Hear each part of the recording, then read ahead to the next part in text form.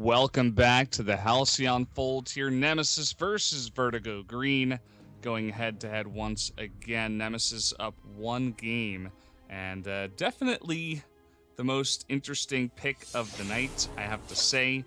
We are going to have what looks like a lane Catherine. I have to say, I've never seen this myself. What about you, Tasty? Yeah, I definitely have never seen this. I mean, even the lane Glaive, I've only ever seen from Gangstars in the VIPL, so should be a pretty exciting matchup. You know, usually you're just like, all right, a lane versus... Oh, actually, looks like they're swapping it up now. Now putting Mike in the lane. That's much more, I guess, normal to have the Celeste in the lane instead of the Glaive. But yeah. Definitely an interesting start to this one. I also do like the Celeste up against the Catherine, for sure. Gonna make it much harder for the Catherine to get any amount of farm down. She did pick up a early Book of Eulogies, as these melee laners do often like to do. And she's actually gonna go for a bit of a stun here onto that Celeste, doing a nice trade, actually, in her favor. Yeah, gonna be pulling Glaive up to the lane already. They really want to try and punish the Catherine, of course, not having much mobility outside of that stun. And this is going to very likely be first blood, almost answering with the kill onto Mike 83, but not quite able to pick that one up. So it is going to be Vertigo Green with the first kill of the game. Yeah, it's kind of funny. You could actually see Hardik getting a little bit greedy. He's like, okay, I'm doing a bunch of damage. This lane Catherine is actually working. Let me go for the kill. And he charges straight into three members of Vertigo and does not quite work out too well for him. Still ahead in the farm for now, but now the thing that surprised me almost even more than having a Catherine and an Arden on the same team was that Vertigo banned away the Scarf, and they were the ones that played the Scarf, knowing that with Celeste open, Nemesis was perfectly happy taking the box. So it's I'm a little confused as to why they decided to ban Scarf this game, but I guess it was just all part of their plan to get this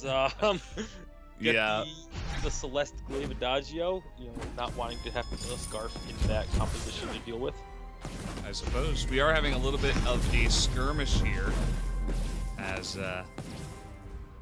Glaive taking a bit of damage, but Adagio is going to go down after Glaive kind of left him alone there. So this time being a bit more aggressive with that Arden Vox combination, and now look at this. Glaive is also going to go down here in the back jungle. Was not expecting that aggressive of an invade, but off to another great start here is Nemesis. Yeah, I think after how decisively they won the first game, it really opened them up to, you know, be a lot more aggressive in the second game of the series. You know, you have a little bit to play with now. If you lose this game, you still have to lose the game 3 as well. So knowing that you were able to dominate so hard in the first matchup when everyone was playing passive, it really opens the door to play a lot more aggressive, and you saw right there, it just really paid off getting those 2 kills for them. And if they continue to play that aggressively, I don't think that Vertigo, unfortunately, I just don't feel that they have the tools to really answer that heavy aggressiveness. Yeah, I mean, so far, when I looked at the composition this time around, I really did like the composition out of Vertigo, loving the Celeste instead of the Scarf, and also just the Adagio to help out the Glaive early on to get a really strong early jungle. Hold that thought, we do have a bit of a gank coming in. Double stun, that afterburn into core collapse, but Catherine just going to go out the other way. Will she be able to survive? Looks like it for now. She's going to join up with her 2 teammates and be just fine. Yeah, going to be joining the 2 teammates, as you said, which this could be potentially a fight, but nope, they are going to be rotating over and seeing that their camp has been stolen just a little bit too late. But Catherine starting off with picking up that kinetic shield for a little bit of shield to protect against the heavy crystal power that's going to be coming out from the Celeste and Adagio. Also grabbing a heavy steel. Is this going to be a weapon power Catherine? Looks like it. I mean, suppose some kind of melee carry Catherine from the lane It's been working out in the lane when she's going 1v1 versus Celeste. Celeste can't actually really get that close, but as you can see, you got to be in melee range here. But is going to be saved by actually the Vanguard from that Arden, and now Vox doing a ton of damage. But Celeste will not go down. Getting the ricochets off of that pulse, hitting a lot of all the 3 heroes and a few of the minions as well. And again, just the team play from Nemesis is so on point. They are just constantly roaming S3. Whenever a hard deck goes aggressive in the lane, you know, the support of his two teammates are right there. Although now they're going to try and collapse onto him again, but hard deck's already back up to full health. Yeah, up to full health, and with that shield, she can just run in, going to get the stun onto Adagio, and then huge ultimate is going to hit everybody. Will they be able to pick up any kills here, though? That is the question. Core Collapse going to come down, and Hardic getting very low. And it looks like he will be able to go down, but Vox jumping back in, looking for the kills, is going to clean up everyone for that ace. Yeah, co-ed's so good on this Vox in the previous game. Now this time playing it in the jungle instead of the lane, but still having similar results. Now sitting at 5-0-0, all 5 of the team's kills being funneled onto him means he is going to be extremely well off in terms of the gold earned and his item build. And now they might be looking for possibly even more. And at this point, Vox is just so farmed up the ultimating current this early on in the game.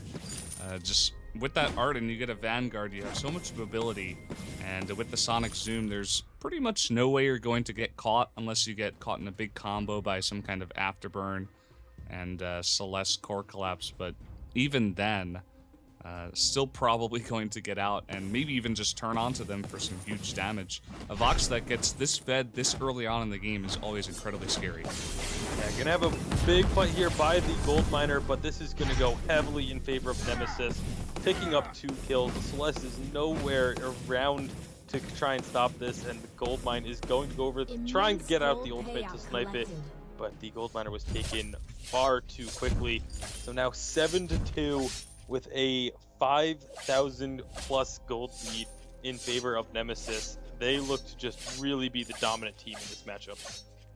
Oh yeah, I mean we've seen it before. When a team gets down in a best of 3 series, it's very unlikely that they do win that second game and come back. And especially when you're against a team that definitely does look like they're a bit better than you. As we're seeing the Vox very fed once again coming in, looking for the kills, is going to pick up Adagio. And Catherine herself will be able to clean up Celeste behind that turret. Looks like Glave's just going to give up and go back home. Not much he can do. Yeah, this turret is going to be taking down the second one of the game for Nemesis. At least it should be. These minions might go down a little bit quicker than they can take the turret. But yeah, they're just going to stick around and finish it off despite the extra defenses. They do finally take the turret out and then try and turn on a fight. Lost by Toph taken very low, but there comes the Vox damage, absolutely destroying the health bars of Vertigo and picking up the kill onto Glaive. Yeah, there comes a point where when the Vox, you know, he can be as squishy as he wants as long as he's building pure damage, which is exactly what we're seeing outside of the potions. And it's just so hard to go head-to-head with this kind of person when they are that fed. Up now by 8,000 gold at 9 minutes into the game. And keep in mind that the Vox, you know, in the lane before had some pretty fantastic farm. This time in the jungle is ahead, actually has the most farm, even from the jungle. Yeah, I mean, that's not too surprising considering, you know, the other one that would have a lot of farm is going to be this Catherine, who is soloing a 1v2. My goodness, this weapon power Catherine is doing so well. Even going underneath the turret a little bit will be backing off finally in the end though. But going 1v2 and picking up a kill as Catherine with everyone at 100% health, if you had told me before this game started that that's what we'd be seeing, I would not have believed you. I wouldn't have believed you either. And coming in for the kills now, looks like Glaive is going to survive. Adagio choosing the other path, go towards the base of Nemesis, try to get into a brush somewhere and just portal out of there. But going to take down another turret, extend that gold lead to now over 10,000. And yeah, I mean, this is kind of what you see out of teams when they dominate so hard in the first game. It's like, obviously Nemesis the much better team here. I think the Catherine pick is kind of a trolley pick. I'm not sure if this actually does work. I want to test it out myself. But definitely a very fun pick at that. Yeah, I think it was definitely a pick for the viewers, as just wanting to have some fun with this one because of how handily they were able to win the first game. Of course, there are it's the 24th seed versus the 8th seed, so just kind of showing that there is a big difference between the top seeds and the sort of middle seeds here for North America, as Catherine once again on the hunt, gonna hunt down Adagio and pick up the solo kill. Now going in onto both Glaive and Celeste, and he's gonna try and just solo out the team, and is doing so much damage. There comes the afterburn. Knock her away? Nope, not gonna do it, and that will end up just being Celeste and Glaive getting back into the base there. Hardek just isn't backing off. He's just gonna stay here, waiting for his team.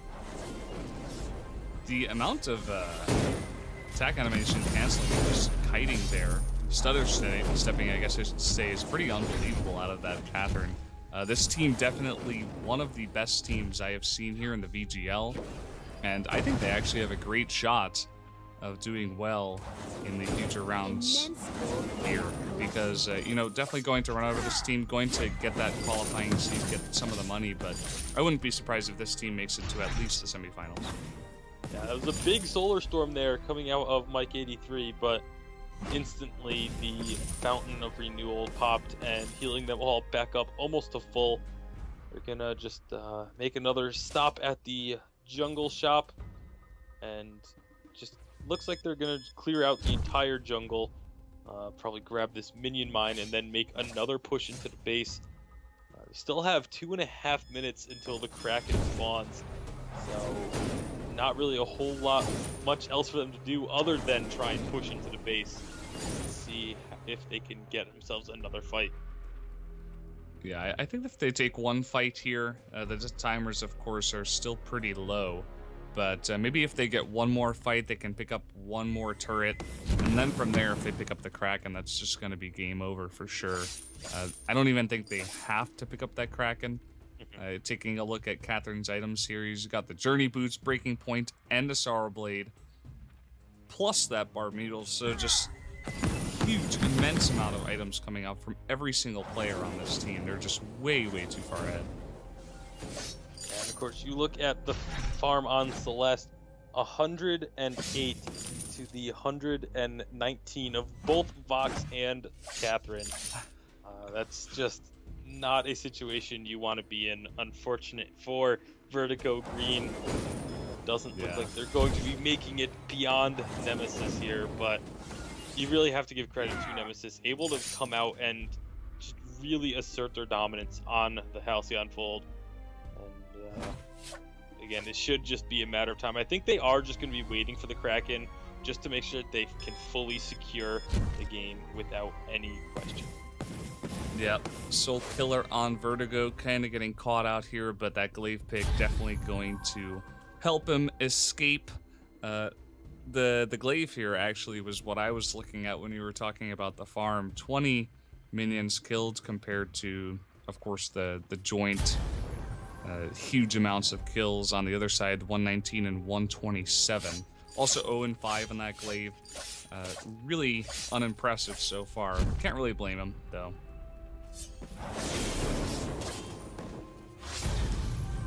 And coming in, Mike taking a ton of damage, but Hardic going hard once again. And unfortunately, not much that Vertigo Green can do. Stuck in the base now, just trying to desperately defend as another turret does go down. Harden going to be using that gauntlet after tanking up multiple tower shots. The Solar Stone comes through, does not hit. There's a huge amount of damage from the Vox. This should be the game. It's going to be a second kill. The second turret is going to be going down. And unfortunately, Vertigo, a big guild actually in the North American Vainglory scene, One of their teams not going to be making it into the quarterfinals. However, they do still have another team available in the tournament, as an organization was allowed to have 2 teams. So they still have a chance to have a Vertigo team in the quarterfinals, but that is not, Vertigo Green is not going to be it.